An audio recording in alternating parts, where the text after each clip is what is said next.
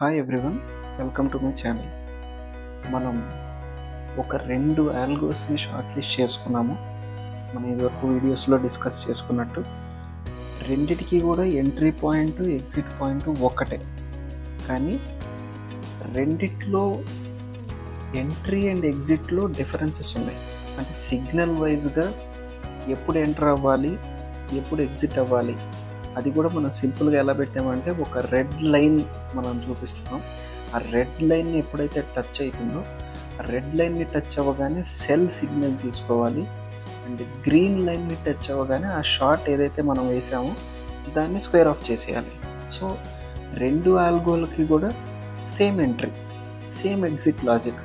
కాకపోతే నార్మల్గా మనం మాన్యువల్ ట్రేడింగ్ చేసేటప్పుడు కూడా మనం ఏదో ఒక సిగ్నల్ ఫాలో అవుతూ ఉంటాము. ఆ సిగ్నల్ పడగానే వెంటనే మనం బై కొట్టేస్తాం, లేదంటే వెంటనే మనం సెల్ కొట్టేస్తాం.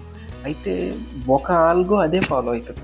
రెండిట్లో ఒక ఆల్గో మాన్యువల్గా మనం ఏదైతే చేస్తామో ఒక సిగ్నల్ మనం చూడగానే అసలు సిగ్నల్ చూసేదాకా వెయిట్ చేయటమే పెద్ద సైకాలజీ. సరే, సిగ్నల్ చూసిన తర్వాత వెంటనే మనం పొజిషన్ తీసుకోవటం అనేది ఏదైతే ఉంటుందో మాన్యువల్గా ఉంటుంది, అది ఒక ఆల్గో చేస్తుంది. అంటే సిగ్నల్ పడగానే వెంటనే పొజిషన్ తీసుకోవడం. సెకండ్ ఆల్గో ఏంటంటే entry exit same logic, same condition, same theory follow అవుతాయి. సిగ్నల్ రిసీవ్ అయిన తర్వాత కూడా ఓకే ఇక్కడి నుంచి మనకి కిందకి వెళ్తుందని తెలిసిన తర్వాత కూడా కొంచెం ఆగి ఒక పర్టికులర్ లెవెల్ దగ్గర, అంటే 75,000 దగ్గర సిగ్నల్ స్ట్రైక్ అయినా కూడా ఇంకొంచెం పైకి వెళ్తే అప్పుడు తీసుకుందాము అని ఆగి వెయిట్ చేసి ఆ సప్లై డిమాండ్ని చూసుకొని వెళ్ళే ఆల్గో అయితే ఒకటి. సో మనం రెండు ఆల్గోస్ని అయితే ఫైనల్గా నేను ట్రయల్ రన్లో పెట్టుకోవడం జరిగింది. సో ఆ రెండు ఆల్గోలు ఏం చేస్తున్నాయని చూడాలి. ఇప్పుడే మనం చూస్తే కనుక మీరు చూసారు సిగ్నల్ పడింది. ఇది మనం ఏ ఆల్గో అంటే మాన్యువల్గా, అంటే సిగ్నల్ పడగానే ఎంట్రీ తీసుకునే ఆల్గో. చూడండి, అక్కడ సిగ్నల్ పడ్డ వెంటనే కూడా మనం P&L చూపిస్తున్నాము. ఇది డైరెక్ట్ P&L కాదండి, మనం నార్మల్ పేపర్ ట్రేడింగ్ చేస్తున్నాం. ఎందుకంటే ఒక ఆల్గో రాయటం, దాన్ని ఇంప్లిమెంట్ చేయడం కంటే ముందరే అది అసలు ఎలా రన్ అవుతుందో చూసుకోవాలి. కాబట్టి మనం నార్మల్ పేపర్ ట్రేడింగ్లో ఒక సిగ్నల్ పడగానే ఒక 100 BTC లాట్స్, ఒక బిట్కాయిన్ లాట్స్ 100 BTC, నార్మల్గా డెల్టా ఎక్స్చేంజ్ వాటిలో ట్రేడ్ చేసేటప్పుడు 1 BTC ఒక లాట్ అంటే 0.001 ఉంటుంది. సో ఆ ప్రకారంగా తీసుకున్నా కూడా ఒక 100 లాట్స్ని మనం షార్ట్ చేయడం జరిగింది సిగ్నల్ పడగానే. సో నార్మల్గా మాన్యువల్గా కూడా మనం అదే చేస్తాం. కానీ మీరు అక్కడ P&Lలో చూస్తే మీకు ఆ ఫ్లక్చువేషన్ చూడండి. మీకు అక్కడ P&L పక్కనే ఫేవరబుల్ ఎక్స్కర్షన్, యాడ్వర్స్ ఎక్స్కర్షన్ అని రెండు కనిపిస్తాయి. ఫేవరబుల్ ఎక్స్కర్షన్ అంటే మీకు తెలుసు, కానీ ఎవరైతే కొత్తగా వచ్చారో వాళ్ళకి చెప్తున్నాను. ఫేవరబుల్ ఎక్స్కర్షన్ అంటే ఏంటంటే మనం కిందకి వెళ్ళాలి అని 100 రూపీస్ దగ్గర సెల్ చేస్తే అది 90 దాకా వెళ్ళింది అంటే మీకు ఫేవరబులే కదా, అది ఫేవరబుల్ ఎక్స్కర్షన్.